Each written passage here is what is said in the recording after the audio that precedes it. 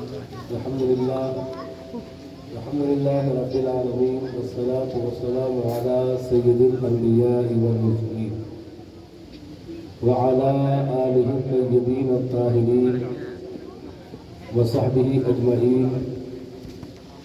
أما بعد فأعوذ بالله من الشيطان الرجيم. بسم الله الرحمن الرحيم.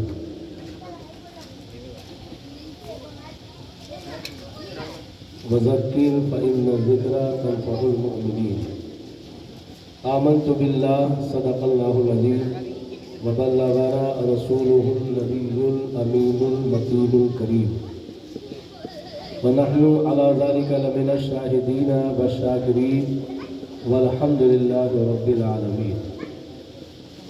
انتہائی ادب و احترام، عقیدت و محبت و خوش و مرغت کے ساتھ جی لگا کر گنبد خضرا کے مکین مقدس طٰہٰ و یاسین کے مصداق فخر موجودات نور مجسم رحمت عالم ارواحنا فدا جناب محمد رسول اللہ صلی اللہ تعالی علیہ وسلم کی مقدس بارگاہ میں درود پاک کا ہدیہ نثار فرمائیے. اللہم صلی علی سیدنا و مولانا محمد معدن الجود والکرم منبع العلم والحلم والحکم وآلہ الکرام وابن الکریم وبارک وسلم. صلاۃ و سلام علیک یا رسول اللہ صلی اللہ تعالی علیہ وسلم. پھر پڑھ لیجیے اللہ رب محمد صلی اللہ علیہ وسلم نحن عباد محمد صلی اللہ علیہ وسلم. ایک مرتبہ اور حصول برکت کے لیے صلی اللہ علی النبی الأمی وآلہ وبارک وسلم. صلاۃ و سلام علیک یا رسول اللہ صلی اللہ تعالی علیہ وآلہ وسلم. ہر سال کی طرح اس سال بھی صفات میں ہمارا حاضر ہے.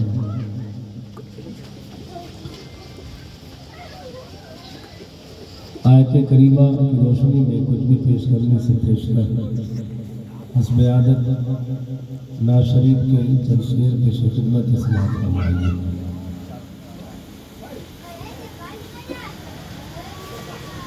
جان عالم فخر عیسیٰ کون ہے؟ جان عالم فخر عیسیٰ کون ہے؟ جان عالم فخر عیسیٰ کون ہے؟ جان عالم فخر عیسیٰ کون ہے؟ میرے آقا کے علاوہ کون ہے؟ میرے آقا کے علاوہ کون ہے؟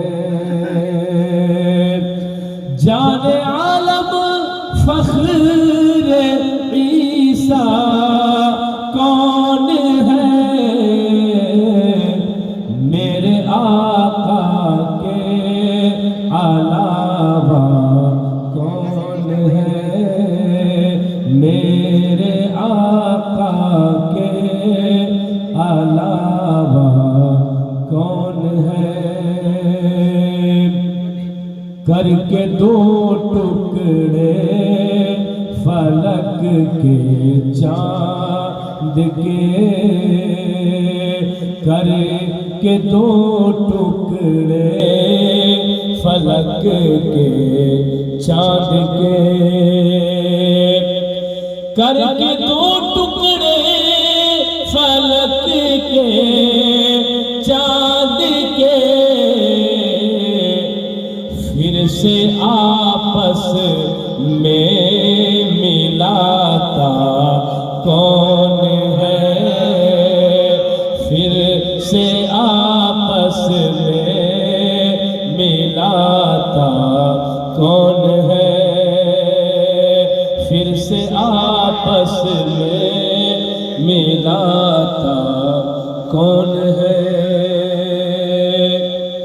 حضرت جابر کے دو مردہ پہ سر،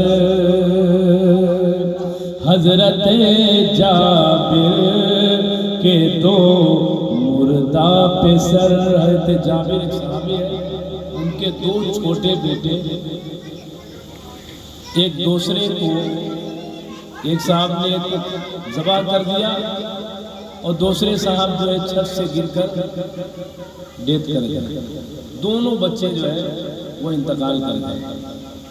پورا واقعہ ہے، اور جس دن وہ انتقال کیے بچے، اسی دن ان کے گھر پہ رسول اللہ کی دعوت تھی۔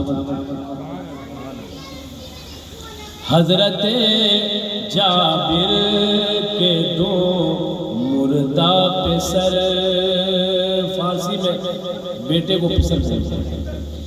حضرت جابر کے دو مردہ پہ سر، کر دیا ہے جس نے زندہ کون ہے، کر دیا ہے جس نے زندہ کون ہے، فخر عالم جان عالم فخر عیسیٰ کون ہے۔ ایک عقیدے کا شعر، آخری شعر، کہ میری بخشش کا سہارا ہے حضور، میری بخشش کا سہارا ہے حضور، میری بخشش کا سہارا ہے حضور، ارے نجدیوں سوچو تمہارا کون ہے، نجدیوں سوچو تمہارا کون ہے۔ جو انہیں شفیع مانتے ہی نہیں ہے وہ سوچے کہ وہ کس کے پاس جائیں گے۔ ہم اللہ والوں کو مانتے ہیں کہ یہ اگر اللہ کی بارگاہ میں سفارش کر دیں تو اللہ تبارک و تعالی عز و جل ہماری مقدر سوار دے گا۔ اسی لیے ان گروہوں سے تعلق مت رکھیے، ان گروہ سے وابستگی مت رکھیے جو رسول اللہ صلی اللہ تعالی علیہ وسلم کی شان میں کھلم کھلا گستاخیاں کرتے ہیں۔ اب بتانے کی ضرورت نہیں ہے، بہت سارے لوگ دو ناؤں پہ قدم رکھ کر جو ہے چلنا چاہتے ہیں، یہ کھلی ہوئی منافقت ہے۔ اور سماج میں ہی نہیں، کسی بھی فیلڈ کے اندر دوگلے لوگ اچھے نہیں ہیں، چاہے وہ پولیٹکس کا معاملہ ہو، اور چاہے وہ سماج کا معاملہ ہو، اور چاہے وہ شریعت و دین کا معاملہ ہو۔ دو منہواں لوگ سماج میں اور ہر جگہ فتنہ یہی ڈالتے ہیں، فتنہ ڈالنے والے یہی ہوتے ہیں، کیونکہ جو آدمی کلیئر ہے، مثلا ایک آدمی کھلم کھلا دیوبندی ہے، وہ کبھی نہیں چاہے گا کہ مولانا نور محمد میری جنازہ پڑھائے، کیونکہ وہ مجھ کو غلط مانتا ہے، وہ نہیں چاہے گا۔ جو سنی ہے وہ کبھی نہیں چاہے گا کہ ہم دوسری طرف جائیں، لیکن جو ادھر ادھر جاتے ہیں یہ فتنہ کھڑا کرتے ہیں۔ ان کے بارے میں فتنہ ہو جاتا ہے کہ یار اب جب ان کا جنازہ نہیں پڑھایا جاتا ہے تو اب لوگ کہتے ہیں جنازہ نہیں پڑھایا امام صاحب نے۔ بھائی آپ کبھی خبر لیجئے کہ زندگی میں تو یہ کبھی ان کو پسند نہیں کرتے تھے، مرنے کے بعد کیوں چاہتے ہیں؟ زندگی میں تو یہ جاتے تھے گمراہ کے پیچھے۔ اسی لیے کلیئر رہیے ہمیشہ، اور ایسے لوگوں کی گواہی بھی دیجیے آپ جو دو ناؤں پہ رہتے ہیں، کہیں بھی کلیئر رہیے۔ عقیدے کے معاملے میں نے بہت پہلے کہا تھا، اسٹینڈ آپ کا ظاہر ہونا چاہیے، آپ ہیں کہ ایک طرف آپ حسینی اپنے آپ کو بولتے ہیں اور عمل سے یزیدی معلوم ہوتے ہیں، ایک طرف آپ سنی بولتے ہیں اور دوسری طرف عمل سے اور تعلقات سے اور بہت ساری چیزوں سے آپ کی چیزیں جو ہے وہ ظاہر ہوتی ہے کہ آپ کدھر ہیں، کیا اسٹینڈ ہے۔ عزیزان گرامی، ابھی حضرت شروع میں کہہ رہے تھے یار کتنا سمجھایا جائے آپ کو، سبحان اللہ بولنے کے تعلق سے۔ تو معذرت کے علم میں اضافہ کر دوں کہ ہمارے جلسوں میں جو سب سے زیادہ محنت ہوتی ہے وہ اسی بات پر کہ آپ سبحان اللہ بولیے، لہذا مجمع بولتا بھی رہتا ہے، تب بھی عادت کے مطابق شاعر آ کر ہر شعر پہ کہتے ہیں یار آپ لوگ بول نہیں رہے۔ سب سے زیادہ ہم لوگوں کو یہ سوچنے کی ضرورت ہے کہ جلسوں کے جلسے ہوتے ہیں اور ہم لوگ جڑے ہوئے کہیں نہ کہیں، اس کے بعد بھی کیوں لوگوں کے اندر بیداری نہیں ہے، سمجھ نہیں ہے، ہم کارن تلاش نہیں کرتے ہیں، بیماری کچھ ہوتی ہے علاج کچھ کرتے ہیں۔ عزیزان گرامی، اگر آپ سوچیے گا نہیں، سمجھیے گا نہیں اور محاسبہ نہیں کریے گا اپنا، تو پھر آپ کبھی بھی سدھر نہیں سکتے۔ وہی لوگ کامیاب ہوتے ہیں جو ہر دن اپنا محاسبہ کرتے ہیں، وہی لوگ کامیاب ہوتے ہیں جو مہینے میں اپنا محاسبہ کرتے ہیں، کسی بھی فیلڈ میں یا سال میں محاسبہ کرتے ہیں۔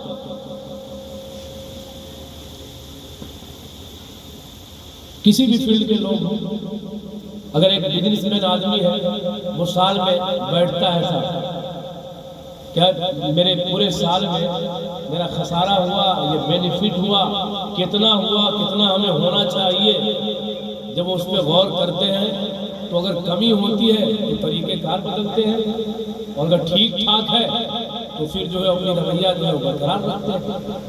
ہم اور آپ کبھی سوچتے ہیں سماج کس طرف جا رہا ہے، کتنی تیزی کے ساتھ انحطاط پذیر ہے، زوال پذیر ہے، اخلاقی طور پہ جو گراوٹ ہے، آپ سوچ اس لیے نہیں سکتے ہیں کیونکہ ہم لوگوں کا ضمیر ہوتا ہے۔ ضمیر زندہ ہوتا تو پھر ہم فیصلہ کرتے، سوچتے اور پھر جو ہے محاسبہ کرنے کے بعد کچھ چینجنگ کرتے سماج میں جینے کے لیے۔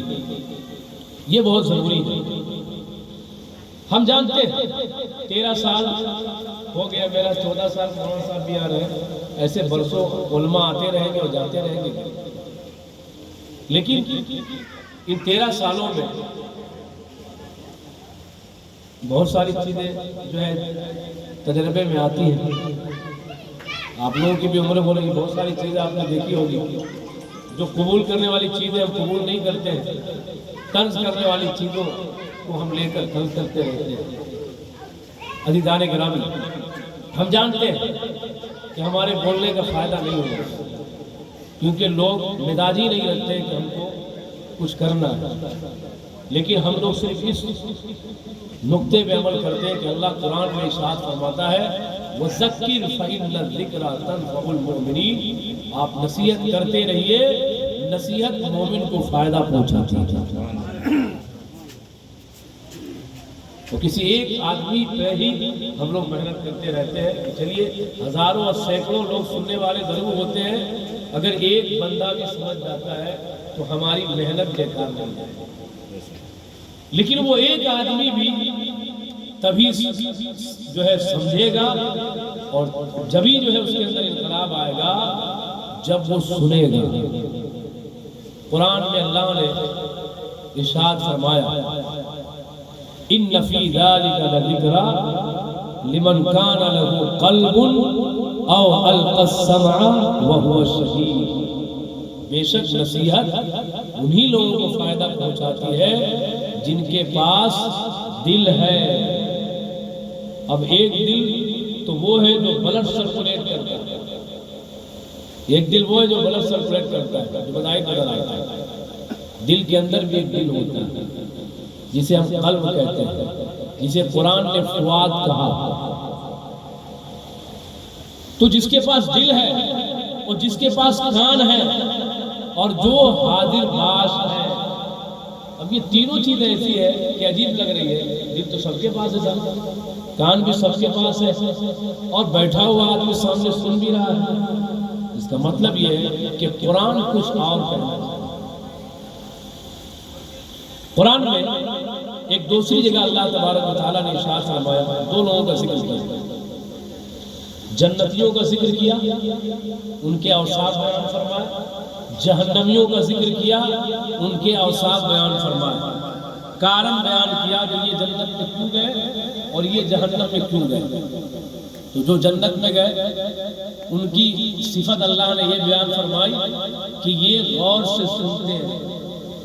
غور سے جب سنتے ہیں تو پھر اللہ ان کو عمل کی توفیق عطا فرماتا ہے. الذین یستمعون القول، کہ یہ غور سے جو ہے بات کو سنتے ہیں. یہ جنتیوں کی صفت اللہ نے قرآن میں بیان کی. اور جو جہنمی ہیں ان کی صفت اللہ نے قرآن میں بیان فرمائی. وَقَالُوا لَوْ كُنَّا نَسْمَعُ أَوْ نَعْقِلُ مَا كُنَّا فِي أَصْحَابِ السَّعِيرِ. انہوں نے یہ کہا کہ ہم لوگ غور سے سنتے نہیں تھے، توجہ نہیں دیتے تھے، اس لیے ہم جہنم میں تھے. اور غور سے سننے کے لیے خاموش ہونا ضروری ہے. ایسا نہیں ہو سکتا کہ کوئی بولتا بھی رہے اور غور سے سنتا بھی رہے. اسی لیے اللہ نے کہا کہ جب قرآن پڑھی جائے، قرآن کی تلاوت ہو، وَإِذَا قُرِئَ الْقُرْآنُ فَاسْتَمِعُوا لَهُ وَأَنصِتُوا لَعَلَّكُمْ تُرْحَمُونَ. تو غور سے خاموش رہ کے اسے سنو، اور ایسا کرو گے تو لَعَلَّكُمْ تُرْحَمُونَ، تم پر اللہ کی رحمتیں نازل ہوں گی. ایک قاعدہ ہے کہ کسی بھی مفہوم کا ایک مفہوم مخالف بھی ہوتا ہے. ایک مفہوم مخالف بھی ہوتا ہے کہ جب قرآن کی تلاوت کی جائے تو تم چپ رہ کر خاموشی کے ساتھ غور سے سنو. یہ سبب بنے گا لعلکم ترحمون، رحمتوں کے نزول کا. اب اس کا اپوزٹ مفہوم یہ ہے کہ اگر آپ قرآن کی تلاوت کے وقت آپ خاموش نہیں رہتے ہیں، سنتے نہیں ہیں، اس کا مطلب یہ ہے کہ پھر رحمت نازل نہیں ہوگی. اور رحمتوں کا نازل نہ ہونا یہ اس بات کی طرف اشارہ ہے کہ اللہ کی رحمت اگر روٹ جائے تو پھر بندہ آزمائش میں مبتلا کر جائے، عذاب میں مبتلا کر جائے. آج کئی ایک قسم کے عذاب میں ہم لوگ مبتلا ہیں. فرق یہ ہے کہ جو بڑکا عذاب تھا وہ عذاب میں مبتلا تو نہیں ہے، لیکن چھوٹے چھوٹے عذاب میں آج بھی مبتلا ہے. یہ ضمیر کی بے حسی عذاب ہے، یہ دل کا مردہ ہونا یہ عذاب ہے، احساس کا مر جانا یہ عذاب ہے، تنزلی کے بعد بھی جشن منانا یہ عذاب ہے، ماں باپ کا ادب و احترام نہ کرنا، ان کے احسان کو فراموش کر دینا، اذان ہوتی رہے اور اذان کے وقت خاموش نہ رہنا اور اذان کا جواب نہ دینا. اذان کا ایک جواب تو سنت ہے کہ اسی الفاظ کو دہرا دیا جائے، اور ایک جواب واجب ہے کہ قدموں سے چل کے اذان کی آواز پر مسجد پہنچا جائے. اگر اذان کے بعد بھی آپ توجہ نہیں دیتے ہیں کہ ہمیں اللہ کی بارگاہ سے بلایا جا رہا ہے، یہ احساس کا مردہ پن ہے، یہ بھی عذاب الہی ہے. آپ سوچتے ہیں کہ ہم نہیں جا رہے ہیں، نہیں، اللہ نہیں چاہتا ہے کہ تم میرے گھر میں آؤ. یہ سوچنے کا انداز ہے. ہم کبھی بھی اس اعتبار سے نہیں سوچتے، اس اینگل سے نہیں سوچتے، اور ہمیں سوچنا چاہیے. عزیزان گرامی، کبھی بھی آپ کو سنیں، غور سے آپ تبھی آپ کو بات سمجھ میں آئے گی. اور جب غور سے دل جمعی کے ساتھ آپ سماعت کریں گے تو پھر اللہ تبارک و تعالیٰ آپ کو توفیق بھی بخشے گا. میں نے قرآن کی جس آیت کریمہ کی تلاوت کی ہے، وذکر فإن الذکرى تنفع المؤمنین، نصیحت کریے، مومنوں کو نصیحت فائدہ پہنچاتی ہے. آج ایسا لگتا ہے کہ سارے لوگ ہر چیز جانتے ہیں، کسی چیز کی انہیں ضرورت نہیں ہے، علم بھی بھرا پڑا ہے ان کے پاس، ضرورت محسوس نہیں کرتے. جب ہم صرف قصے کہانی میں اور امیدوں پہ جیتے ہیں تو ہمارے ساتھ یہ حال ہوتا ہے. ورنہ جو دھلے دھلائے لوگ تھے ان کا بھی عمل یہ تھا کہ وہ ہفتے میں، مہینے میں بزرگوں کی بارگاہ میں پہنچتے تھے اور ان سے یہی کہتے تھے کہ حضرت کوئی نصیحت کرنی ہے. صحابہ، تابعین، تبع تابعین، بڑے بڑے اولیاء کاملین اپنے شیخ کی بارگاہ میں جاتے تھے اور ان سے ہمیشہ یہی گزارش کرتے کہ حضرت نصیحت کریں۔ دھلے دھلائے لوگ تھے، نصیحت۔ آج یہ تعلق ہمارا ختم ہو گیا، نصیحت کرنے والا کوئی ہے نہیں۔ ابھی حضرت نے کہا کہ پیری مریدی بھی ایک کاروبار ہو چکا ہے، بات صحیح ہے، پہلے سے زیادہ پیری مریدی ہو رہا ہے، لیکن جتنا زیادہ پیری مریدی ہے اتنا ہی زیادہ گمراہی ہے، اور اس گمراہی کو آپ سمجھ نہیں پائیں گے، کیونکہ آپ کو ٹوپی نظر آئے گا، داڑھی نظر آئے گی، عرس نظر آئے گا، ساری چیزیں ہاں نظر نہیں آئے گی آپ کو، تو آپ کو اخلاص نظر نہیں آئے گا، ریئل جو دین ہے وہ نظر نہیں آئے گا، ریئل دین جو صوفی ہمیں دیتا ہے وہ دین نظر نہیں آئے گا۔ بھائی مرید ہو کر بھی اگر کوئی نفس کی سنتا ہے تو کائے کرتا ہے، مرید ہو کر بھی شیخ خود جو ہے نفسانی خواہشات میں پڑا ہوا ہے، اسے دنیا کی فکر ہے تو کاہے کا کریں گے۔ ایمان جانتے کس کا نام ہے؟ ایمان دو چیزوں کا نام ہے، الایمان بین الخوف والرجاء، خوف اور امید کے درمیان کی جو کیفیت ہے اس کا نام ہے خوف اور امید۔ ڈر بھی ہونا چاہیے، خوف بھی ہونا چاہیے، امید بھی ہونا چاہیے۔ کسی نے کہا مثال میں کہ جیسے ایک گدھا جب وہ گھڑے میں گر جاتا ہے تو اسے نکالنے کے لیے ڈنڈا بھی استعمال کیا جاتا ہے پیچھے سے، اور آگے سے چارہ بھی دکھایا جاتا ہے، تو اسے ڈنڈے کا ڈر ہوتا ہے، اور جب چارہ دکھایا جاتا ہے تو چارے کی امید ہوتی ہے۔ کچھ یہی معاملہ ہمارے نفس کا ہے، ہمارا نفس بھی ایک گدھے کی طرح ہے، لیکن افسوس ہے کہ ہم خوف تو ہے نہیں اور لمبی امید میں جی رہے ہیں۔ یہاں ایک فرق سمجھیے گا، خوف اور امید کس کو بولتے ہیں؟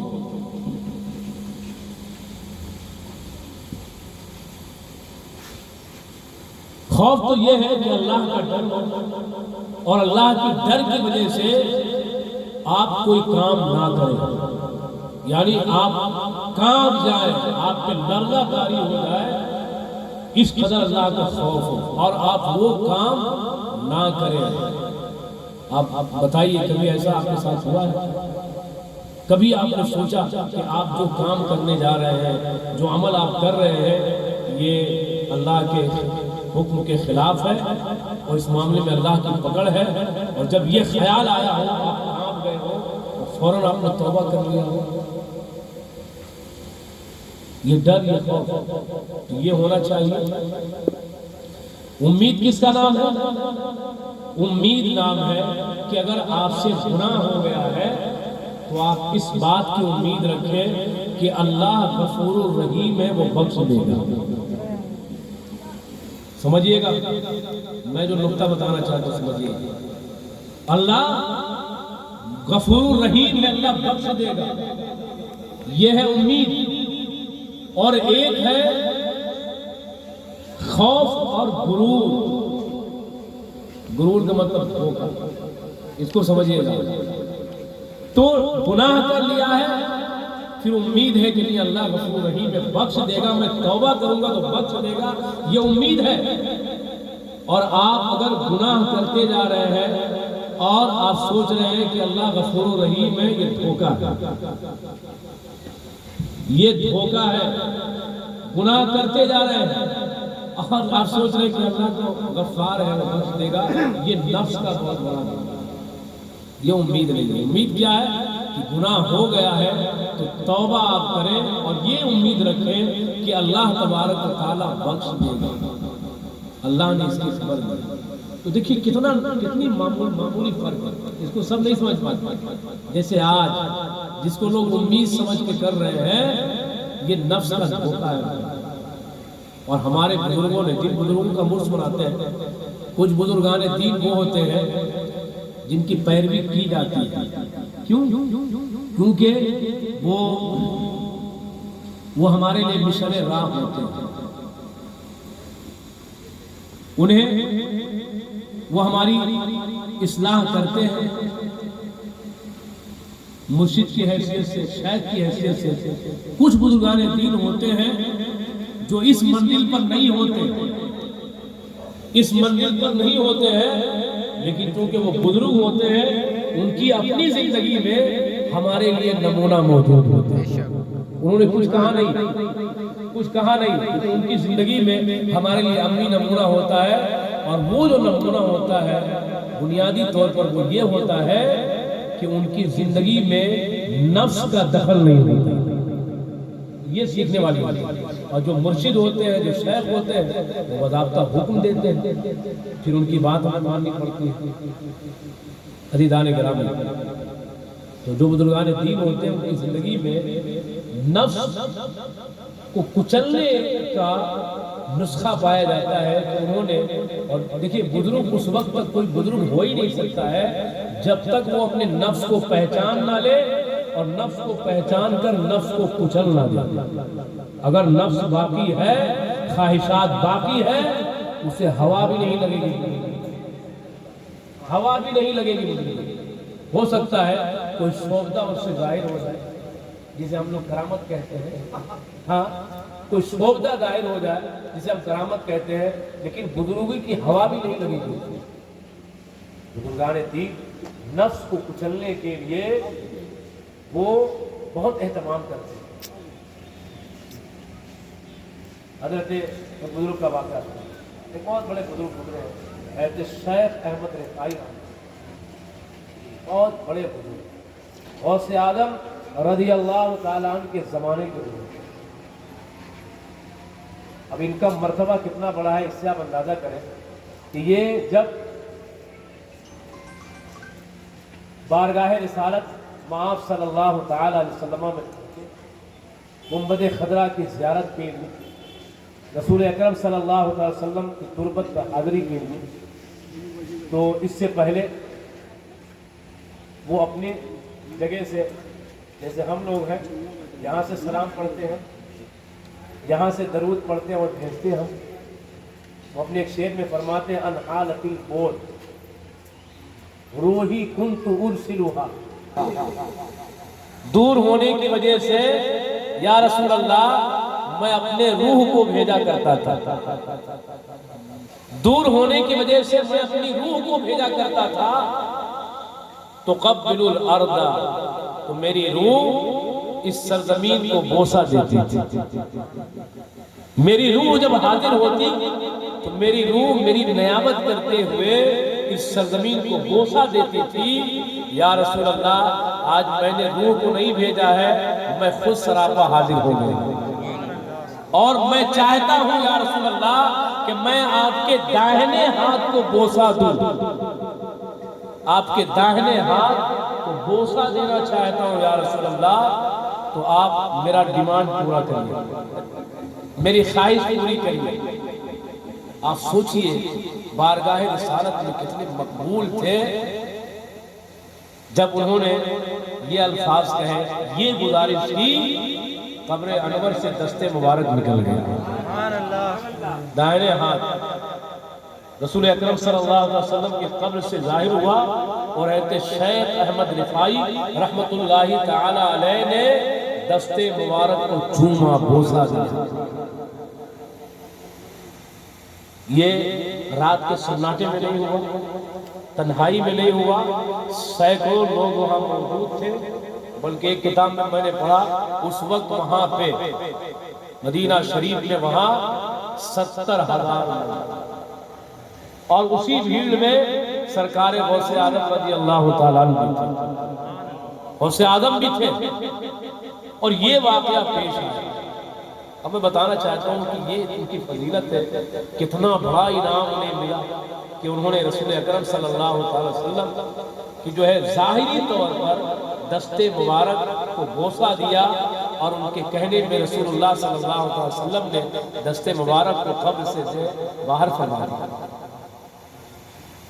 لیکن جب انہیں یہ سعادت ملی تو وہ گنبد خضرا کی چوکھٹ پہ لیٹ گئے۔ لوگوں نے کہا کہ یہ آپ کیا کر رہے ہیں مطلب، تو فرماتے ہیں کہ میں چاہتا ہوں کہ لوگ میرے اوپر چڑھ کر جائیں، میں چاہتا ہوں کہ یہ جو شرف ملا ہے اس کی وجہ سے میرا نفس جو ہے مغرور نہ ہو جائے، تو میں چاہتا ہوں میرے نفس کو کچل دیا جائے، میرے اوپر چڑھ کر جاؤ۔ سبحان اللہ، یہ بزرگان دین، نفس جہاں بھی ڈنک مارنا چاہتا تھا کسی بھی انگل سے، بزرگان دین کہ اللہ کا کرم ہوتا تھا، وہ اسے بھانپ لیتے تھے اور اسی وقت جو ہے وہ نفس کو کچل دیتے تھے۔ اب ایک بزرگ صحابی تھے، انہوں نے تہیہ کر لیا کہ ہم سے کوئی اگر غلطی ہو جائے گی میں روزہ رکھوں گا، روزہ رکھ لیتے ہیں، روزہ رکھنا آسان تھا۔ تو خود محاسبہ جب کیا 2-3 چکر ایسا ہی ہوا تو وہ فرماتے یار تو کھیلا کر لیا ہے، مطلب جو ہے بار بار غلطی ہو رہی ہے۔ تو انہوں نے کہا کہ اب میں صرف روزہ نہیں رکھوں گا، انہوں نے مال صدقہ کرنا شروع کیا۔ مال جب دینا پڑے گا تو اچھا آدمی جو ہے سدھر جاتا ہے۔ وہ کہتے ہیں کہ انہوں نے مال صدقہ کرنا شروع کر دیا، 2-4 دن مال دیا، ان کا نفس ٹھنڈا ہو گیا، کیونکہ مال بہت عظیم ہوتا ہے۔ ایک آدمی دیکھتے ہیں نا جن لوگوں کا فائن لگتا ہے، ٹھیک ہے، ایک مرتبہ فائن لگ گیا، دوسری مرتبہ سے غلطی نہیں کرتے۔ کیوں نہیں کرتے؟ فائن دینا پڑے گا، پنشمنٹ مل جائے تو بچہ غلطی نہیں کرتا ہے، کیوں سا؟ پنشمنٹ کی وجہ سے۔ تو عزیزان گرامی، بزرگان دین تھے جو اپنے نفس کو، نفس کی شرارت کو پہچان لے۔ کوئی بھی بزرگان دین ہے جب تک یہ نفس کو کچلتے نہیں ہیں تب تک جو ہے یہ آگے نہیں بڑھتے ہیں، ولایت کی ہوا تک نہیں لگتی۔ یہ ہم اور آپ ہوتے ہیں نا، ذرا سے کپڑا دیکھتے رہتے ہیں، ٹوپی دیکھتے رہتے ہیں کیسا لگ رہے ہیں۔ اللہ والے اللہ کی محبت میں ایسا گم ہوتے ہیں کہ انہیں اپنی خبر نہیں ہوتی، اور اگر انہیں اپنی خبر ہو تو پھر وہ ولی ہو ہی نہیں سکتے ہیں جب تک فنا فی اللہ نہ ہو جائے۔ تو عزیزان گرامی، میں بتانا یہ چاہتا ہوں یہ بزرگان دین تھے، دھلے دھلائے لوگ تھے، بارگاہ مولا میں، بارگاہ رسالت میں پہنچے ہوئے لوگ تھے۔ اس کے بعد اس قدرہ اپنا محاسبہ کرتے تھے، اپنا جائزہ لیتے تھے۔ ہم لوگ تو فتنوں کا زمانہ ہم نے پایا ہے، اور اس فتنے کے زمانے میں آج ہم محاسبہ اپنا نہیں کرتے تھے۔ اب کون سی چیزیں بتائی جائیں جس پہ ہمیں توجہ دینے کی ضرورت ہے، اور اس طرف ہم توجہ نہیں دے رہے ہیں۔ ابھی مولانا رضوان صاحب سے آپ نے تقریر سماعت کی، بہت ساری باتیں انہوں نے کی۔ تعلیم پہ ہماری توجہ نہیں ہے۔ ہمارا جو نیو جنریشن ہے، اور صرف ہمارا نہیں، دوسری قوم کے اندر نیو جنریشن کا حال ہی تباہ ہو رہا، تباہی اور تباہی۔ منشیات بڑی تیزی سے ہمارے سماج میں یہ گھر کر رہا ہے۔ نشہ دیکھتے ہوں گے آپ، نوجوان لڑکے 13 سال 14 سال 15 سال 16 سال 17 سال کے لڑکے ڈرنک کر رہے ہیں، سگریٹ پی رہے ہیں، ہیروئن ہے، چرس ہے، گادا ہے، یہ کر رہے ہیں۔ یعنی جن بچوں کی پڑھنے کی عمر ہے، جن بچوں کو پڑھنا چاہیے، پڑھ کر جو ہے کچھ کرنا چاہیے، وہ بچے، اور افسوس کا مقام یہ ہے کہ جو گارجین شپ ہے وہ بالکل جو ہے گارجین توجہ نہیں دے رہی ہے۔ نتیجہ آپ کے سامنے ہے، ہر طرح کی برائی ہمارے سماج میں۔ ابھی ارتداد کا ایک مسئلہ بتایا آپ نے، ارتداد کس کو بولتے ہیں؟ ہماری قوم کی بچیاں غیروں کے ساتھ جو ہے وہ اپنے مذہب کو بھی چھوڑ کر جو ہے قبول کر لیں۔ کیا جائزہ لیجئے گا؟ آپ کو جائزہ لینا پڑے گا کہ کمی کہاں ہے، کمی کہاں ہے، تربیت کی جو کمی ہے وہ کہاں رہ گئی۔ لیکن ہم جائزہ نہیں لیں گے، اور سماجی طور پہ برائی پر جو بند باندھنا چاہیے اس پر بھی لوگوں کی توجہ نہیں ہے۔ نتیجہ آپ کے سامنے پوری ہندوستان کے اندر، دنیا کے اندر، اور ہمارے سماج کے اندر۔ ایک بات ہمیشہ یاد رکھیے گا کہ یہ دنیا فانی ہے، بزرگوں نے یہی سکھایا ہے۔ اسی لیے جو بزرگان دین ہیں انہوں نے دنیا کو لات مارا، دنیا کو لات مارا۔ چشمہ شاہ رحمۃ اللہ تعالیٰ علیہ کہاں کے تھے، کہاں آ گئے؟ کہاں رہتے تھے لوگ جانتے ہیں، کہیں یہاں پڑے کہیں یہاں پڑے، زندگی گزار لیا. وہی ولی اور بھی سلطان ہم کہتے ہیں اپنے علاقے، لیکن ان کی ظاہری زندگی آپ نے دیکھا ہوگا. ہمیں اور آپ کو شوق ہے بھائی گھر کا، گھر ہو تو ایسا ہو، صوفہ ہو، تمام چیزیں. بزرگان دین جن کے پاس آپ جا کر دنیا مانگ رہے ہیں، نوکری لگ جائے، پیسہ آ جائے، خود کیوں نہیں انہوں نے اس چیز کو لیا؟ خود انہوں نے، آپ جا کے ان سے مانگ رہے ہیں کہ بلڈنگ ہو جائے، گاڑی ہو جائے، باڑی ہو جائے، خود انہوں نے کیوں نہیں پسند کیا؟ کیونکہ وہ جانتے ہیں کہ یہ بہت بڑا فتنہ بھی ہے، آزمائش کا سبب بھی ہے. اسی لیے بزرگوں نے دنیا کو لات مارا. ڈنڈا شاہ رحمت اللہ تعالیٰ علیہ یہاں تو کچھ نہیں، اور ایسا بھی نہیں کہ مطلب جو ہے ان کا کچھ نہیں تھا، اپنا سب کچھ. سرکار حضور مجاہد ملت، اللہ اکبر، رئیس اعظم اڑیسہ، تو سب کچھ ہوتے ہوئے کیوں لات مارنا؟ کیونکہ انہیں پتا تھا جتنا کم ہوگا حساب اتنا ہی کم دینا پڑے گا، اور جتنا زیادہ ہوگا اتنا لمبا حساب دینا پڑے گا. اسی لیے عزیزان گرامی بقدر ضرورت چیزیں اللہ سے مانگیے، اس کو عمل میں لائیے. اللہ آج کا مالک بھی ہے اور کل کا مالک بھی ہے. زیادہ جس چیز پہ آپ کو توجہ دینی ہے وہ تعلیم اور تربیت، دونوں چیزوں پہ، صرف تعلیم پہ نہیں. کیونکہ تعلیم کے ساتھ جو لوگ یہ کانڈ کر رہے ہیں سب تعلیم والے تعلیم یافتہ لوگ ہیں. بچیاں ہماری پڑھنے جا رہی ہیں، تعلیم یافتہ بچیاں پڑھی، تربیت نہیں ہے. انہیں پتہ نہیں ہے کہ جس باپ نے کتنی مشقت سے آپ کو پالا، کتنی مشقت سے جو ہے انہوں نے آپ کے لیے جو اپنا خون پسینہ بہایا ہے، ان کی بھی کچھ آرزویں ہیں، ان کی بھی کوئی عزت ہے سماج میں، لیکن نفسانی خواہشات سے مغلوب ہو کر جو ہے یہ قدم اٹھا لیا جاتا ہے. کیوں سب تعلیم ہے، تربیت ہے، ہم اس پہ توجہ دے رہے ہیں. ایک مدرسہ بھی ہم سے نہیں چلتا، اور ایسا نہیں کہ آپ کے پاس پیسہ نہیں ہے، حرام خوری میں پیسہ خرچ کرنے کے لیے آپ کے پیسہ ہے. بہت ساری چیزوں میں پیسہ آپ خرچ کر دیتے ہیں. فضول خرچی، جانتے ہیں فضول خرچی کس کو کہتے ہیں؟ اللہ نے قرآن میں منع فرمایا، فضول خرچی کرنے والے شیطان کے بھائی ہیں. ابھی چادر کی بات چل رہی تھی نا، بازاروں کا عرس جائز ہے، چادر چڑھانا بھی جائز ہے، لیکن مسلک اعلیٰ حضرت یہی ہے کہ ایک چادر سے زیادہ چادر نہیں، ایک چادر سے زیادہ چادر کپڑے کا یہ فضول خرچی. کبھی توفیق ہوئی کہ مدرسے بچے پڑھتے ہیں، چلے 100 پیس کتاب خرید کے بچوں کو دے دیں، کاپی خرید کے دے دیں، قلم خرید کے دے دیں.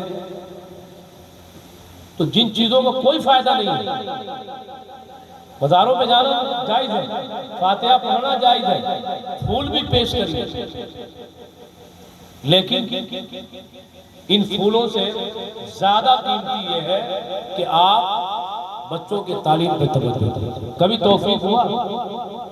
آج 1 سال سے زیادہ مدرسہ جمالیہ نثار العلوم میں پڑھا رہا ہوں، بہت بچے پڑھ رہے ہیں. کبھی توفیق نہیں ہوئی کسی کو جھانکی مارے اور چلے دیکھے بچے پڑھ رہے ہیں تو چل کر جو ہے ذرا دیکھیں، بچوں کی حوصلہ افزائی کیا جائے.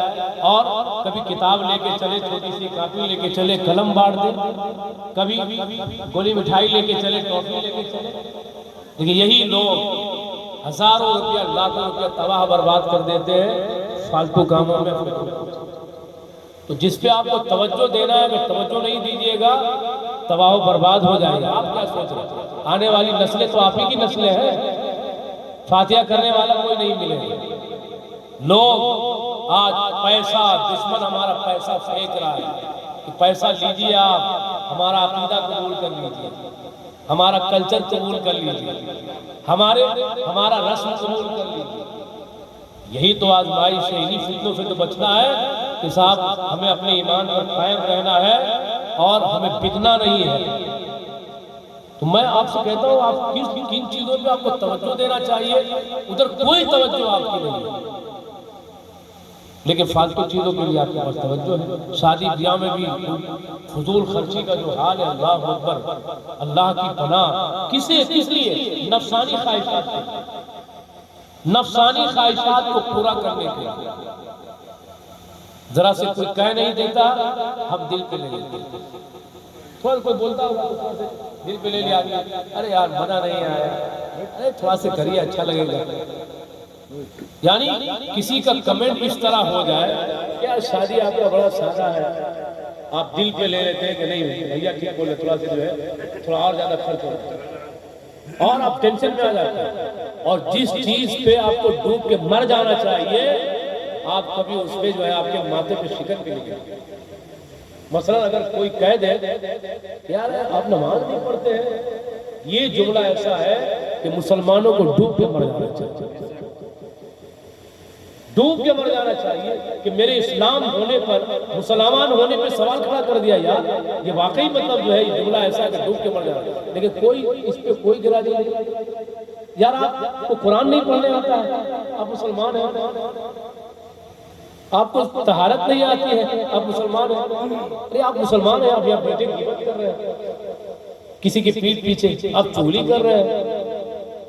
یہ جملے وہ ہیں جس کو واقعی دل پہ لینا چاہیے اور ان چیزوں کو چھوڑ دیں. کیرل ایک جگہ ہے، کیرل سنا ہے کہ نہیں؟ کیرل بہت پڑھے لکھے لوگ ہیں، 98% لوگ وہاں کے پڑھے لکھے لوگ. اور میں ان بچوں سے بھی کہنا چاہوں گا، ویسے تو نہیں نظر آ رہا ہے کوئی پڑھنے لکھنے والا بچہ تھا. میں برا مت مانیے گا، حق بات تھوڑی کڑوی ہوتی ہے. میں اب تو پروگرام بہت کم ہوتا ہے ادھر، میں جب بھی آتا ہوں دیکھتا ہوں کیرم بورڈ کھیلتے ہیں. بڑے لوگ بھی رہتے ہیں، ماں باپ بھی رہتے ہیں سڑکوں پہ. پہلے تو آدمی گناہ چھپ کے کرتا تھا کہ کوئی بول نہ دے. اب دیکھیے سینہ گوری اور اتنا ڈھیٹ ہم ہو گئے ہیں کہ ہم کو اللہ کا بھی تو ڈر ہے ہی نہیں. سب سے بڑی بات یہ ہے کہ اللہ کا ڈر. کسی نے کہا کہ جو ہے مسلمان کسی سے نہیں ڈرتے. کہا کیسے؟ کہا مسجد میں جا کے دیکھ لیجیے، ڈرتا تو مسجدوں میں بھیڑ ہوتی. تو جب مسجد یعنی اللہ سے جب مسلمان نہیں ڈرتا تو کس سے ڈرے گا؟ یہ ہمارا حال ہے، اللہ سے نہیں ڈرتا. تو آپ دیکھیے پڑھنے لکھنے سے جو ہمارا تعلق ہونا چاہیے، آپ پڑھیے لکھیے گا. آپ اپنے لیے، اپنے قوم کے لیے، اپنے گھر والوں کے کچھ نہیں تو اپنے لیے کم سے کم تو آپ اچھا ثابت ہوئیے گا. عزیزان گرامی، ہم اس پہ توجہ نہیں دیتے ہیں اور سماج بڑی تیزی کے ساتھ انعطاف پذیر ہے. کن کن چیزوں کو بیان کیا ہے. تو میں کہہ رہا تھا کیرلا میں 98% لوگ پڑھے لکھے. تو کیا 98% جو لوگ پڑھے لکھے ہیں وہ سب سرکاری نوکری میں ہیں؟ سوال ہی نہیں پیدا ہوتا کہ سرکاری نوکری میں چلے جائیں. اس کا مطلب یہ ہے کہ وہاں کے لوگ صرف نوکری کے لیے نہیں پڑھتے ہیں، وہ جانتے ہیں کہ پڑھنا لکھنا ضروری ہے. اگر پڑھے لکھیں گے نہیں تو انگوٹھا چھاپ کو نیتا بنا کے اپنی دنیا تباہ کر دیں. نہیں پڑھیے لکھیے گا تو آپ انتخاب بھی غلط لوگوں کا کریں گے اور یہی ہوتا ہے ہمارے. تو وہاں پہ پڑھے لکھے لوگ بہت ہیں. اس کا مطلب یہاں سے ہم کو ذہن مل گیا کہ پڑھنا لکھنا اس لیے ضروری ہے تاکہ آپ حلال حرام میں تمیز کر سکیں، اچھائی برائی میں تمیز کر سکیں اور آپ کو کوئی دھوکہ نہ دینے پائے، کوئی آپ کو جو ہے فریب نہ دینے پائے. اس لیے پڑھنا لکھنا ضروری ہے. جب پڑھ لکھ لیجئے گا تو آپ جو ہے کوئی بھی روزگار جو ہے آپ کریں. اب وہاں سب لوگ تو سرکاری نوکری نہیں ہے. اس کا مطلب یہ ہے کہ ٹھیلا لگانے والا بھی پڑھا لکھا ہے. حلال روزی کوئی بھی اپنا لیجئے. حلال روزی اگر ہے تو اپنانے میں کوئی برائی نہیں اس میں ہے. لیکن ہم اس پہ توجہ نہیں دیتا. ہمارے بچے سوچتے ہیں کہ پڑھ لیے تو اب سرکاری نوکری نہیں. گن جن کے دو چار شعبہ میں جاتے ہیں، حلال ذرائع بہت ساری چیزیں ہیں جس کو ہم مطلب جو ہے جس پہ عمل کر کے جو ہے خود کو اور اپنے سماج کو بھی جو ہم بنا سکتے ہیں. جیسے تجارت اور بجلی تو ہماری چیز اللہ کے نبی صلی اللہ علیہ وسلم کی سنت کریمہ. وہاں کی ایک چیز سنیے غور سے، وہاں اگر جو مسلمان ہے ان کو سورہ یاسین اگر یاد نہیں ہے تو لوگ ایسے بولتے ہیں ان کو سورہ یاسین نہیں آتا. سورہ یاسین ایک پاؤ ہے، ایک پاؤ 5 صفحہ پر مشتمل ہے. تو انہیں اگر یاد نہیں ہے سورہ یاسین تو وہاں لوگ ایسے سمجھتے ہیں اور اس طرح کہتے ہیں کہ ان کو سورہ یاسین نہیں آتا. آپ سوچئے کیسے وہاں ہمارے یہاں کسی کو اللہ پڑھنا ہی نہیں جانتا. اگر اس نے 10-20 سال تک نہیں پڑھا تو سمجھا کہ آپ جو ہم ایسے ہی جو رہے گے پڑھے لکھے نہیں، ایسے ہی کام چل جائے گا. ایسا ہے کہ قرآن سیکھنا آپ کے لیے فرض ہے، کیونکہ نماز آپ کو الحمدللہ آپ جس جماعت سے تعلق رکھتے ہیں، اس جماعت مذہب اسلام میں اب تو یہ ایسا ہو گیا ہے کہ پہلے کنواں کے پاس پیاسا جاتا تھا. آپ خوش نصیب ہے کہ جو ہے پیاسے کے پاس کنواں آ جاتا ہے، کچھ سیکھنے سکھانے کا موقع مل جاتا ہے. پھر بھی اگر کوئی پیاسا رہ جائے تو اب اس سے بڑا کم نصیب اور بد نصیب کون ہوگا. آپ پڑھ سکتے کسی بھی عمر میں، آپ کی عمر 70 سال کی ہو گئی، آپ پڑھیے، قرآن آپ کو اوپر سیکھنا کر جائے. مسئلہ جانیے، اگر آپ مسئلہ نہیں جانتے ہیں تو جانیے. اگر ڈاکٹر آپ کو بول دیتا ہے کہ صاحب دیکھیے یہ چیزیں آپ کے لیے سائیڈ ایفیکٹ ہیں، آپ آنکھ بند کر کے مان لیں. عالم دین اگر کہتا ہے کہ صاحب دیکھیے ان کی سنگت آپ کے لیے سائیڈ ایفیکٹ ہے، تو آپ کہتے ہیں مولانا صاحب تو ایسی بات ہے. ہاں، اگر آپ عالم مانتے ہیں تو آپ سمجھیے کہ عالم اچھی طرح اس بات کو پرکھ لیتا ہے کہ کس کی صحبت آپ کے لیے کارآمد ہے اور کس کی سنگت اور صحبت آپ کے لیے ہانی کارک ہے. یہ آپ کے ماننے پہ ڈیپینڈ ہے. اور آپ اگر یہ سمجھتے ہیں کہ کیا کام روزہ نماز پڑھانا ہے تو واقعی ویسا ہی آپ سلوک کرتے ہیں. اور آپ یہ سمجھتے ہیں کہ نہیں وہ مجھ سے بہتر جانتے ہیں، قرآن حدیث کی روشنی میں مسئلہ بتاتے ہیں، تو یہ جانے گا پھر ان کی بات مانی. اگر سماج کو بچانا ہے تو سماج میں کوئی بھی برائی اگر آ جائے پہلے اسے روکنے کی کوشش کریں، چاہے وہ ظاہری برائی ہو یا عقیدے کی برائی ہو، ورنہ وہ سڑا دے گی سماج کو، سڑ جائیے. اور آج عرس ہو رہا ہے، فاتحہ ہو رہا ہے، اس سے آپ محروم ہو جائیے گا، کیونکہ آپ کی اولاد اگر اس سے نہیں جڑی رہے گی تو پھر آپ کے لیے فاتحہ اور خصال ثواب کرنے والا کوئی نہیں ہے. میں ہمیشہ کہتا ہوں، آج میں کہہ کے بات ختم کرتا ہوں، مارکیٹ کرنے کلکتہ جائے گا، کم سے کم کنکی نگر جائے گا، ٹھیک نگر جائے گا، کوالٹی اچھی ہے، کوالٹی ڈھونڈتے ہیں تو آپ جائیے گا باہر. اور عقیدے کے لیے آپ سمجھتے ہیں کہ جو ہے سب تو برابر ہیں، بگلے والے کی اہمیت ہے نا صاحب. اس میں حالانکہ بزرگوں نے کہا ہے صاحب کہ دنیاوی اعتبار سے جو ٹیکنیکل چیزیں ہیں، ٹیکنالوجی والی چیزیں، نئی نئی چیزیں آ رہی ہیں ہمارے لیے آسان ہے تو اسے آپ قبول کر لیجئے، لیکن عقیدہ پرانا ہی رکھیے. عقیدہ آپ نیا قبول مت کریے. عقیدہ 1400 سال پرانا عقیدہ آپ اپنائیے جو آپ کو کنٹینیو کرتا ہے. دنیاوی چیزیں آپ نئی چیزیں آپ کو قبول کریے، کوئی بات نہیں. اور عقیدے میں سوچئے گا کہ نیا عقیدہ بھی قبول کر لے، اور قریب ہونے کی وجہ سے جو ہے تو پھر جو ہے آپ دھوکہ کھا رہے ہیں. ٹھیک ہے، اس لیے میرے بھائی گزارش ہے کہ آپ ان تمام باتوں پہ عمل کریے.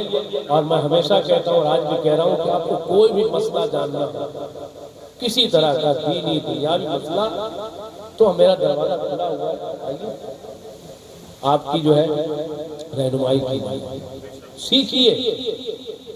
ورنہ حالات جیسے ہیں کہ برسوں بتانے کے بعد ہم لوگ جانتے ہیں کہ جو رسپانس وہ نہیں ملتا ہے تو دوسرے لوگ یہی کہتے ہیں مارو بھائی جو ہوگا. یہ الحمدللہ ہم لوگ اس امید پہ جیتے ہیں کہ نہیں، قیامت تک جو ہے یہ کام چلتا رہے گا. ہم اپنا کام کرتے رہیں گے، تبلیغ کرتے رہیں گے، آپ کو بتاتے رہیں گے، عمل کرنا آپ کا کام ہے. ہم دعا کرتے ہیں اللہ تبارک و تعالیٰ اس عرس پاک سے یہ پیغام آپ قبول کریے کہ آپ اپنی زندگی میں چینجنگ لائیے، عمل کی دنیا میں اتریے. نماز نہیں پڑھتے ہیں تو نماز کی عادت ڈالیے، پاک صاف رہیے، برائی کو ختم کریے، اپنا وقت آپ ہنر سیکھنے میں، پڑھائی کرنے میں، وہ جو پڑھنے والے بچے ہیں ان کی حوصلہ افزائی میں آپ لگائیے، فالتو کاموں میں پیسہ خرچ کریے گا، حساب آپ کو دینا ہے، اچھے کاموں میں آپ خرچ کریے گا، حساب تب بھی دینا ہے، لیکن اچھے کاموں کا رزلٹ اچھا ہوگا، برے کاموں کا وبال آپ کو اوپر آئے گا۔ اللہ تعالی ہم سب کو اس پہ عمل کی توفیق عطا فرمائے۔